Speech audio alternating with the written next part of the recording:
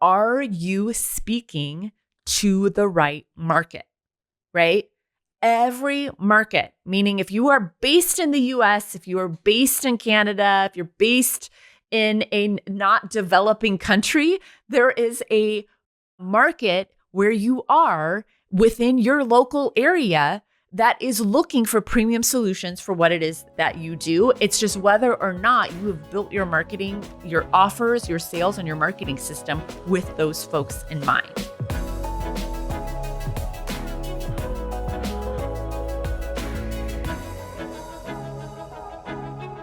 Why, hello, my beautiful friend. Welcome back to another episode of the podcast. Whew. I am really pumped to talk about this topic, but I want to start with like where the inspiration for this came from. And I was thinking about this. We're talking about pricing today. And I was even talking with Danny and Brianne, who are Good in Media, who are my podcast team, if you will. They're amazing, by the way, if you need a podcast team. And we were talking about this idea of like pricing is made up. And the fact that pricing is a very subjective thing. And even when you look at what we spend money on, there are so many like even cultural effects of what we value when it comes to investing in certain things and not investing in other things. So today's episode is all about pricing perception and how can we shift your beliefs so that you can become a premium priced place. And so regardless of what you decide your pricing strategy is, I want it to be intentional and for you to understand how to be able to price yourself in a way that's going to make you more profitable in the long term for your business. But what's interesting is even for myself, we all have stories and narratives that sort of make up what our belief system is around pricing and like the cost of things, right? And so I was having a conversation with a coach that I was working with. This is probably about a year ago. And this coach, it's Becca Pike. You can look her up. She's awesome. And she has a coaching business. And then she has two different other chain businesses. She has Massage Strong, which is like her massage business. It's multi-location massage business where they focus on sports massage. And then she has, I don't even remember the name of it. She has a hot yoga business that is a multi-location hot yoga studio business. And anyhow, we were talking about premium coaching pricing. And she, of course, was really pushing me to raise my prices. And I did. But at the time, we were talking about pricing and her pricing, like for her mastermind, for example, is basically like $25K for every 6 months. So $50K for the year. And then her one-on-one coaching is even more than that. And so I was telling her, I was like, yeah, for her coaching and what have you. But I'm like, it's different. This is how even the story was showing up for me.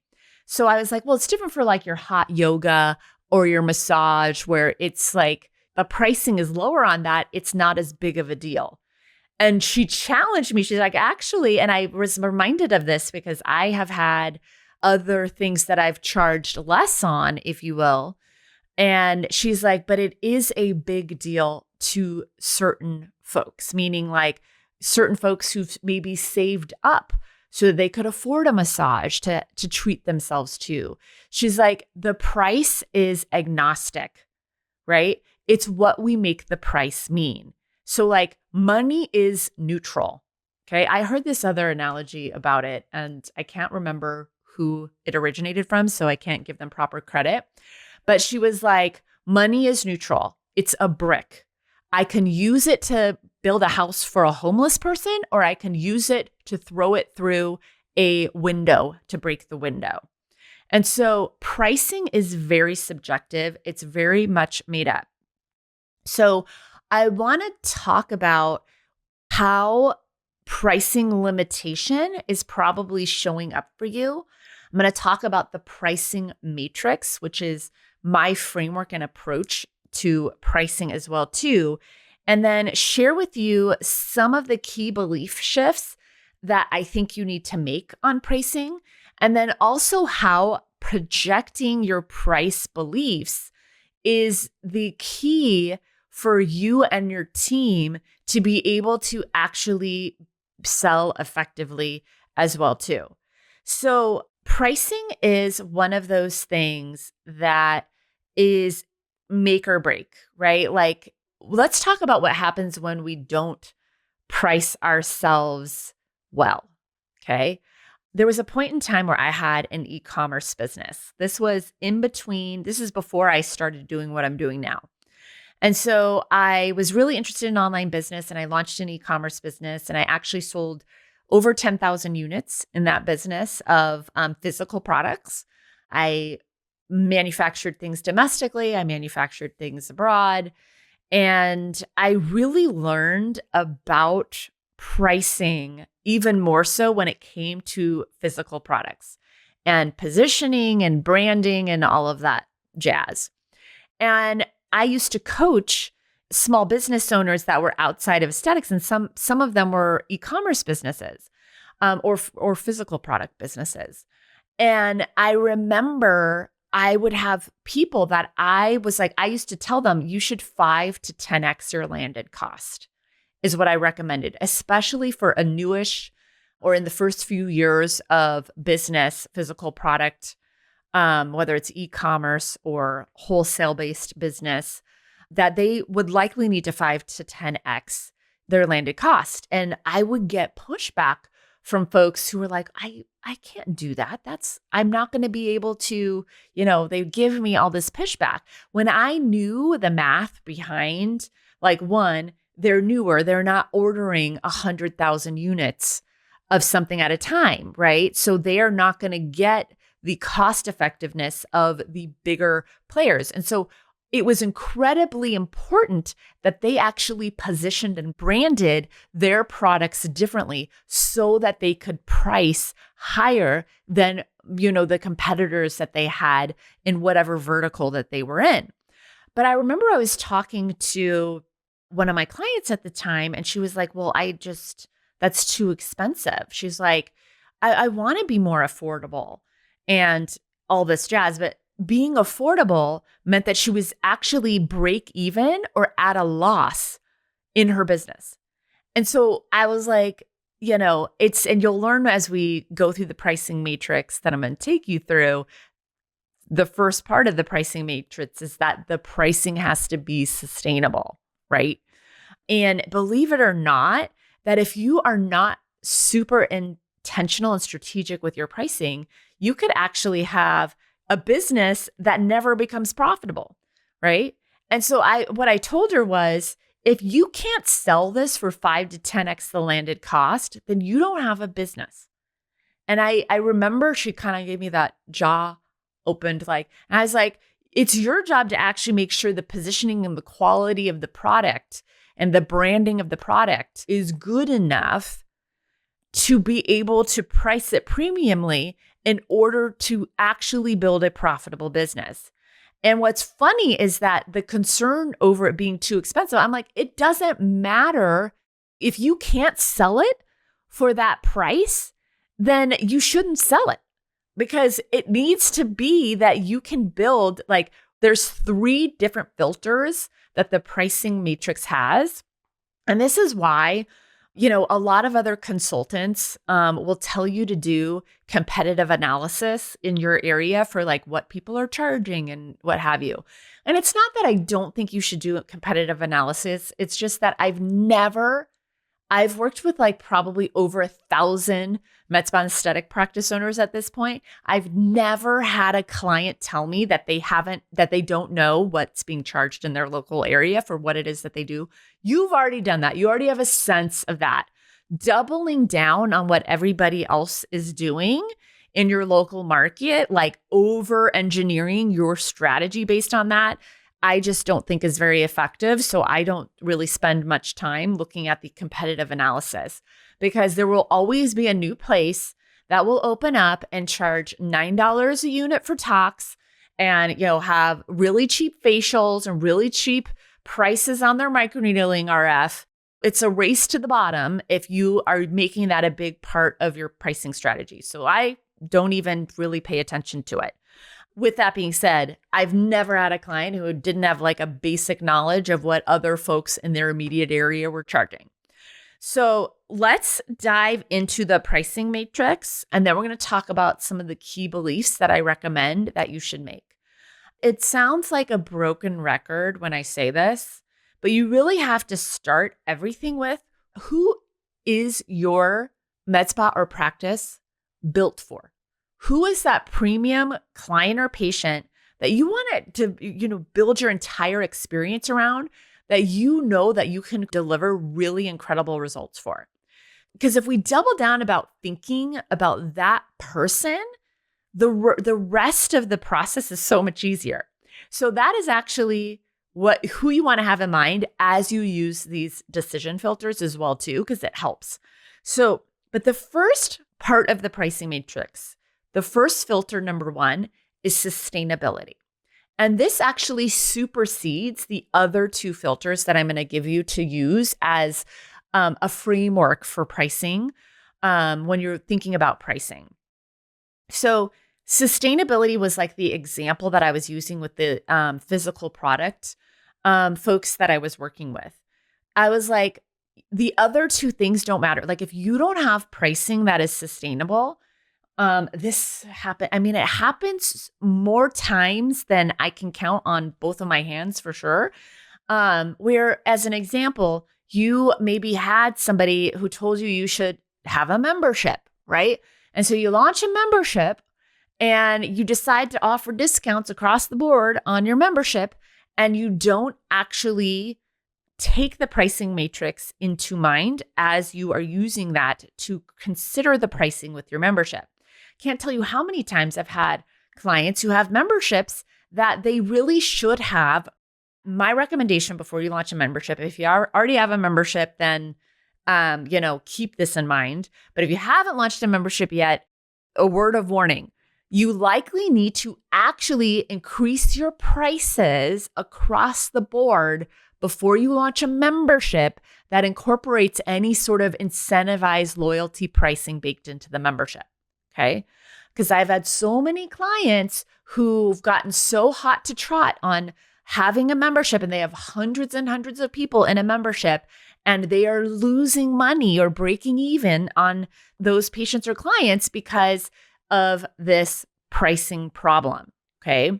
And so I recommend price anchoring your retail individual price on each thing that you have before you launch a membership, before you create your signature menu as well too. And so asking yourself the question, is our pricing sustainable based on our cost of service, right? Like actually knowing what the cost of service is so that we can make sure that we are building out a pricing strategy that is going to keep you sustainable. So that's, filter number one, sustainability. Number two is demand. Okay.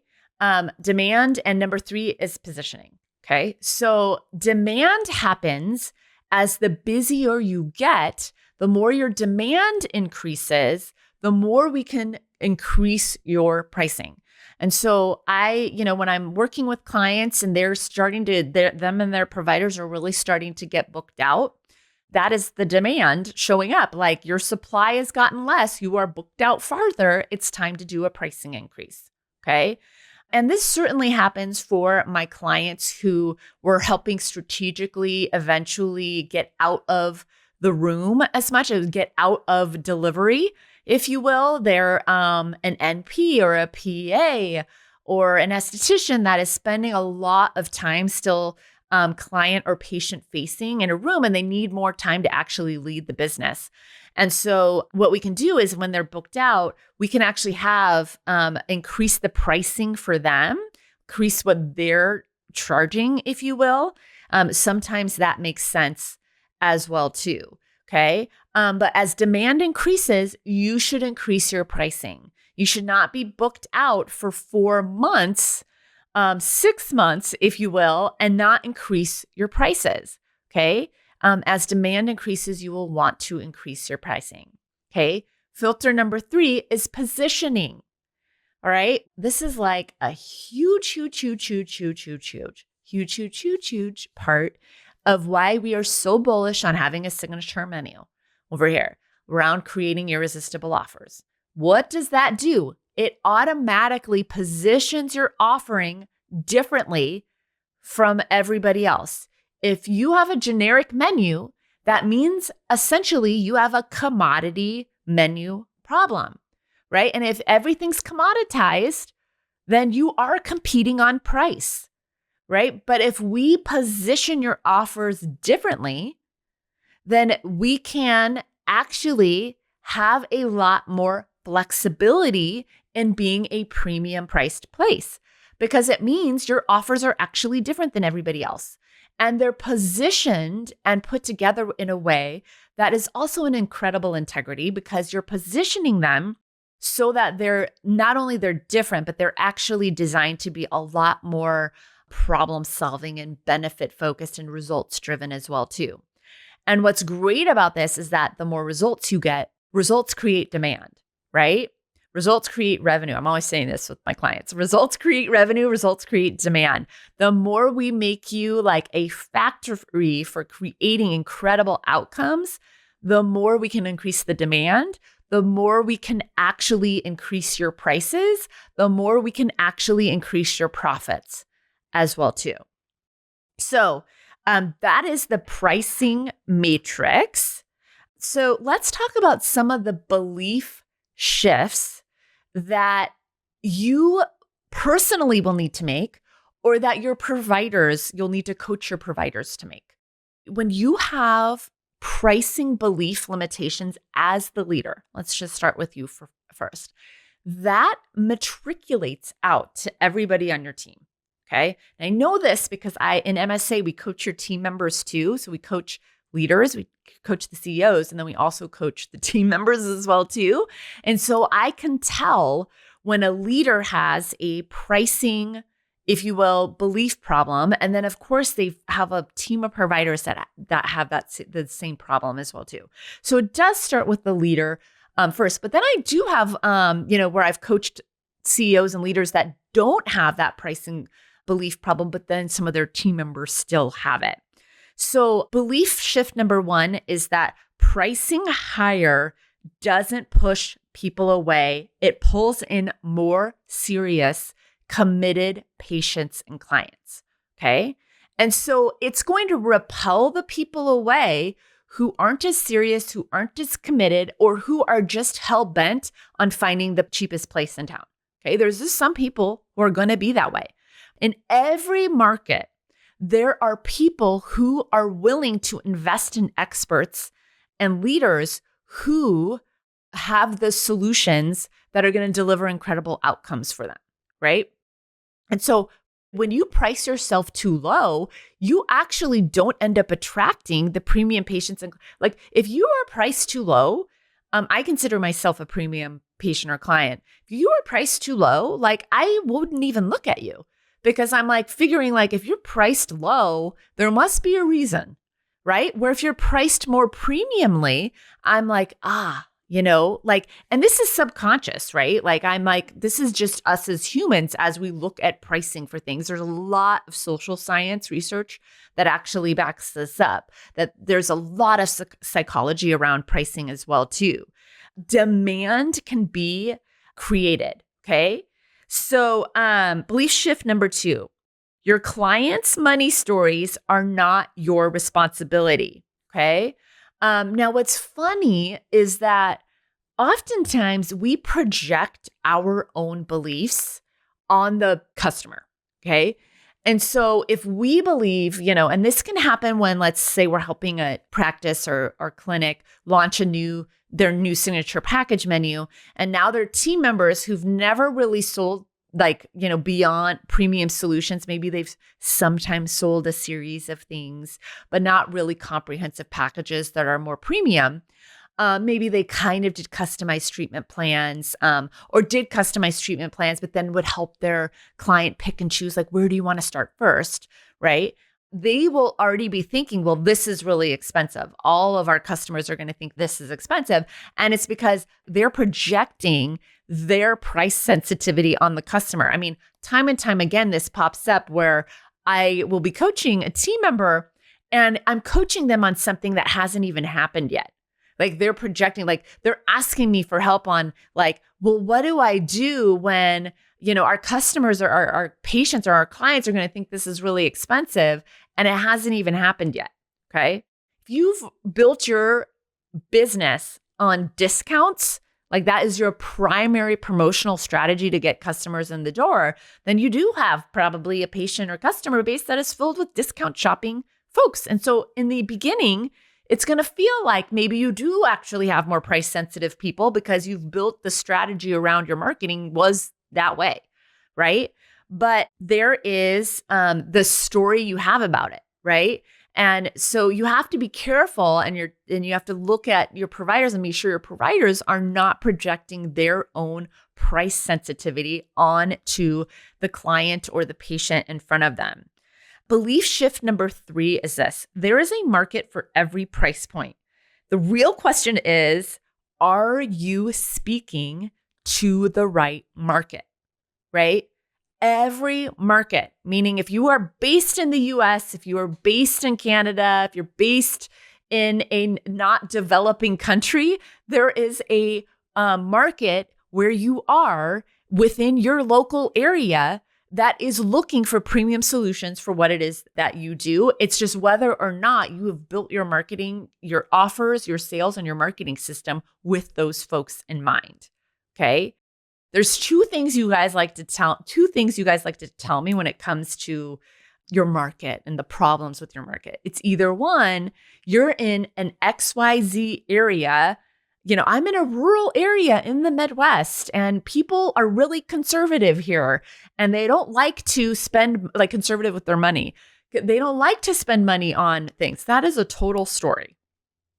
Okay. Like, yes, there's probably some of those people there. And there's a whole market of people where you are in your rural, conservative shopping area that will totally pay for premium solutions, right? And then the other type of market woe I get is for folks who are like in areas like Scottsdale and other areas where it's like, it's so competitive here, we have to compete on price. And those are both belief shifts you want to make. Though neither of those things are true, and you want to be intentional with the market that you are targeting and understanding that you might have some folks now in your customer base that aren't actually the premium clients and patients that you actually have built your boutique results driven place around, right? And so it's understanding that there is a market for every price point and what market are you going for in your local area as well too.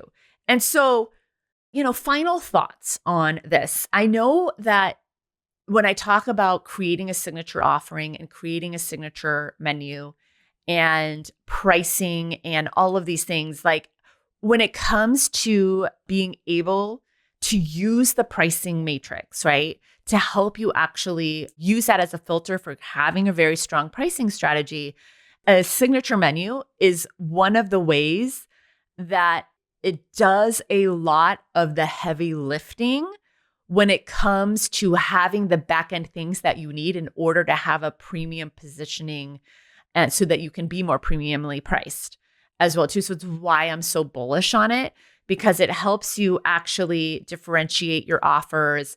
It helps you position offers differently. It helps you to create offers that are going to create better results as well too. And so that we can have really great pricing, so that you can have pricing that makes it so that you're very sustainable, so you're profitable, so that you can pay yourselves really well, you can pay your team really well too, and it is totally possible for you. So what should you do from here? I would really roll up your sleeves after this episode and think to yourself right now, like, step one is really understanding what is sustainable pricing for you. Have you inadvertently, unintentionally creating a pricing strategy, unintentionally, not strategically, really, that isn't sustainable, right? And then where can you, from a positioning and demand perspective, create an intentional roadmap for having really premium pricing so that you ultimately can be more profitable in 2025 and beyond. That is what I have for you this week, my friend. Good luck with your pricing, and I will see you next week.